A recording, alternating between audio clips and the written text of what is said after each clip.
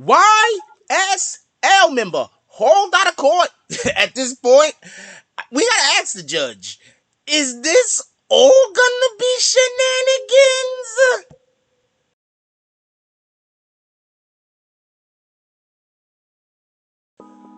BBN Jack Frost.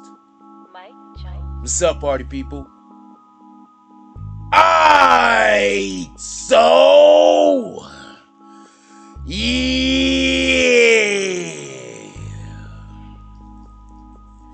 So apparently, there is a lot going on in the YSL case. And recently, the other day, one of the defendants was hauled out of court. Okay. Now I want to be clear about something. I don't want there to be no misunderstanding. I want us to just realize that everything that's going on in that Atlanta court is, I don't know, crazy. So before we even get to this, one of the attorneys, and I should be making a video about this, one of the attorneys currently it's already been held in contempt, and in order for them to not go do 20 days or whatever in jail, they have to write a 17-page essay about professionalism, or the importance of professionalism. Now, why am I saying that in this video? Easy. You guys go get attorneys who not equipped, who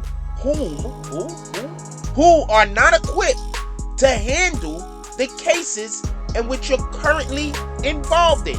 Now, we recently did the Taxstone case. All of the attorneys involved in the Taxstone case was competent on both sides of the aisle. I want to be clear on this. Extremely competent. I do not think that that's the case in this YSL situation. First of all, the prosecuting attorneys were pulling off quite a few bits of bushnickings, I'm just going to use that word, previously. So it has not been, I'm going to repeat that, it has not been the defense attorneys that started all of the shenanigans.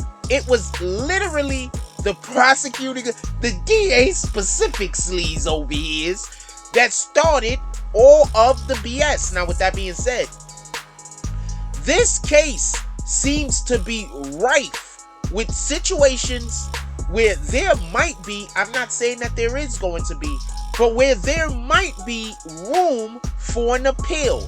That is like the number one thing that judges are trying to protect themselves against. Real quick, for everybody that don't get it, when a case is appealed, that goes against the court, that goes against the judge. Cases aren't appealed and then people say, well, you know what, that prosecuting attorney was terrible. No, cases get appealed 9 times out of 10. Well, just so we can be clear, another reason to have an appeal is if you have an incompetent representation. If the attorney that you hired, like I mentioned a little bit earlier in this video, is incompetent and does not know the law, that's one of the reasons why, even if you are your own attorney, they still give you someone to sit with that knows the law. The reason why only a fool would be their own attorney. One of the reasons. Now, I want to be clear about this. I don't want there to be no misunderstanding. There has been multiple different instances where an appeal might be possible. I think that this judge, in my opinion, I could be wrong, but I don't think that this judge is capable of handling the weight of this specific case. Now, I don't know what else he's been doing. I haven't gotten the slightest idea. I ain't been around him. But what I can say is, from me looking from the outside, I'm not in the courtroom, y'all. If I was in the courtroom, I'll let you know what it is. Y'all already know what it is. I'm not in the courtroom. But from me looking at from the outside on what is happening, this judge has lost control of his courtroom. This apparently the inmates is running the asylum. Now, I just want to be just gonna reference something real quick, and then I'm gonna let y'all go. But I want y'all to be clear on this and to have a real proper understanding of something specifically that happened. And that is, you had the attorney think that he was gonna get charged or he was gonna get fined about $1,000. He had no idea he was gonna have to either go to jail or write a 17-page essay on professionalism. Why is that something? Do you know what attorneys sometimes do when the judge is effing up? They push the judge on purpose. I'm gonna say this again.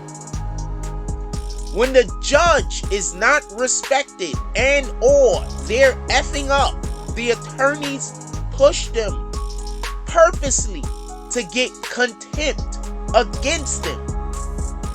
I'm not 100% sure why that happens. Put it down in the chat. You might know better than I do on this. But I've noticed that this has happened in quite a few cases that I have been monitoring. Attorneys purposely go for the attempt. Sometimes the judge will flat out say, you're just trying to get held in contempt. Sit the hell back down. And sometimes they just hold them in contempt. Now, why is that important? I'm not sure. Put it in the chat. I want to know why they do this. Now, with that being said, the courtroom was disrupted this morning. The previous day, the courtroom was disrupted. They had to lead one of the defendants out. This is just looking like absolute circus. At this point, I'm not sure if the judge can last an entire year on this particular case. I don't know if he's capable. I'm not going to talk about his qualifications. What the heck do I know about his qualifications? But right now, it doesn't look like this judge is capable of being able to hold it down for the entirety of a whole year. With that being said, let me know what y'all guys think about this guy getting ushered out of the courtroom. I'm just curious. Also, just so we can be clear, Young Thug's been smiling in court like a little bit. I mean, you would expect there would be no smiles, but he's been smiling in court. And I just want to be clear about something. A defendant smiling in court is probably good for the defendant if the defendant understands when to smile. Do not smile when you got somebody on the stand talking about you shot him. That's not the time. Anyway, let me know what y'all guys think about this. Put it down in the comment section. Like, comment, subscribe. Join the notification gang. Hashtag Bronx Bowmans. Let's get it. I love y'all. Take care of each other. Hug the kids for me. I haven't forgotten about you. And that's all I get on this one. I'm out.